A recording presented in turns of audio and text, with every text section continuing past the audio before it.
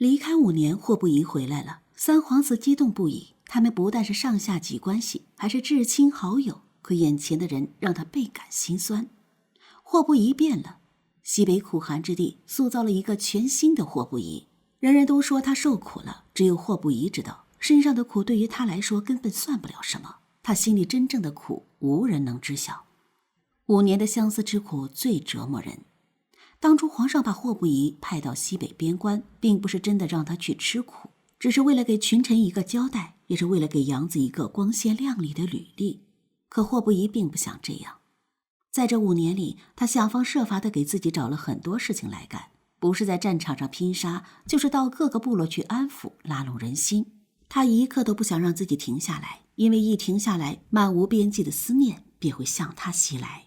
他清楚地记得，女孩跪在地上请求皇上皇后赐婚，眼神坚定而决绝。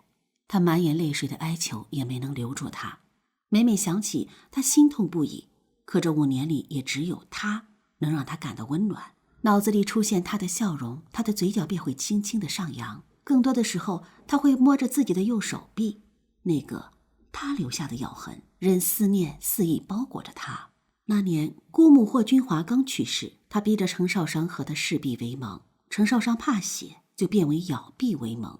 他让女孩对天发誓，对他永不变心。女孩却说少占他便宜，他只愿意说仙灵在上，神明为证。小女子程少商再次立誓，若他对我不变心，我也绝不对他变心。他记得女孩被他咬得畏惧瑟缩，不停地拍打他的背。看着冒着血珠的齿痕，女孩勃然大怒，抬起他的手臂就狠狠地咬了下去。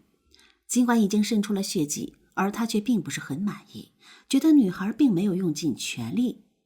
这5年里，尽管一直劝自己放手，可每每摸着右臂，心里不免抱着希望。只要齿痕一直在，誓言便一直在。霍不疑的左手手腕上一直缠绕着一根程少商弦，女孩的名字就是因这弦而来。在划线时，女孩就是用这根程少商弦为他拔的箭头。这是唯一一个会问他疼不疼的女孩。他不知道，他一直留着这线，并且就缠绕在自己的手腕上。他想永远把它留在自己身边。边关的风阴冷潮湿，却从未吹灭霍不疑对他程少商的思念。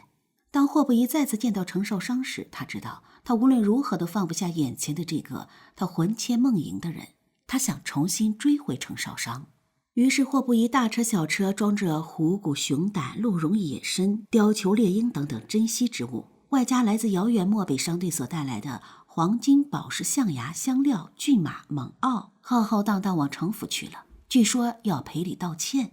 庭院中，程老管事被高高堆积如山一般的礼物晃花了眼，其中有一架巨大到令人瞠目结舌的鹿角，横七竖八的有20几头粗壮分支，展开将近1丈宽，寻常大门都搬不进去。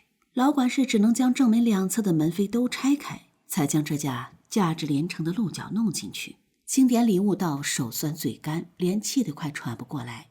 老管事心满意足地对老友之子福仪表示，家主怎么不多生几位女公子，不然咱家该是何等风光。福仪暗想，才1个女儿就闹得不可开交，要是多生几个，程家大门不知得拆几回。程少公见府里忙得不可开交，便叫第5城来帮忙搬运。第5城瞪眼，凭什么叫我搬？因为你应当十分欢喜啊。程少公笑嘻嘻的，你恨之入骨的袁周牧的儿子的未来心腹要被人抢走了。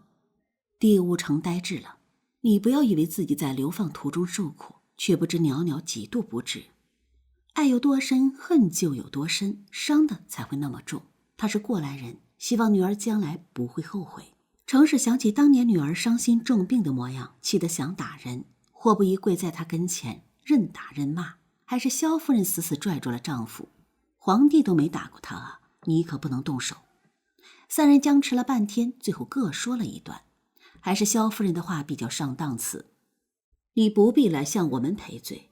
我们虽是袅袅双亲，然而自小不曾对他关怀管教，如今悔之晚矣。袅袅将来想走什么样的路，想嫁什么样的人，我们都由他定夺。这些东西你都带回去。霍不疑自然不肯，只道：我并不是想让2位大人为我说情，只是当年因为我闯下的祸事，险些牵连了程府上下。每每思及此事，我都难以心安。程氏握拳沉声道：“5年前，袅袅病得差点死了。你不要以为自己在流放途中受苦，却不知袅袅几度不治。你若不信，可去后院排屋看看，那里还放着给袅袅打了一半的棺椁。”霍不疑猛然抬头，最后冷静沉默地告辞了。待人走后，萧夫人才问丈夫：“你为何要告诉霍不疑袅袅重病之事？我以为你一直赞成袁山剑为婿的。”这样姓霍的更不会放手了。程氏叹道：“唉，若是袁善剑做出对不住袅袅的事来，你说袅袅会病得那样重吗？爱有多深，恨就有多深，伤的才会那么重。他是过来人，希望女儿将来不会后悔。”唉，程老爹面对这位高权重的前未婚女婿，能直言几句，真是太棒了，就该好好骂骂那个混蛋。